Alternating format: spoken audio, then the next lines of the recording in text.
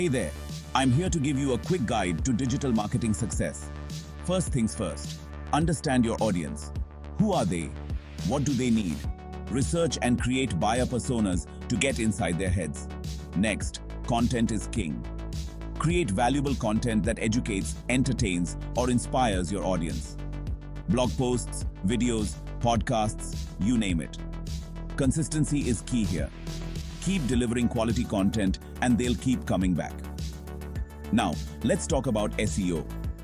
Optimize your content for search engines to drive organic traffic. Use relevant keywords, write compelling meta descriptions, and make sure your site is mobile friendly. Social media is your playground. Engage with your audience on platforms where they hang out. Share your content, join conversations, and be responsive. Remember, it's all about building relationships. Email marketing. Don't skip this. Build an email list and nurture it. Send personalized and valuable content to keep your audience engaged. Segmentation and automation are your best friends here. Paid advertising can give you a boost.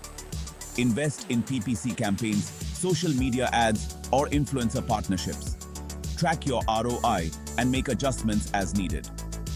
Analytics are your compass. Use tools like Google Analytics to track your performance.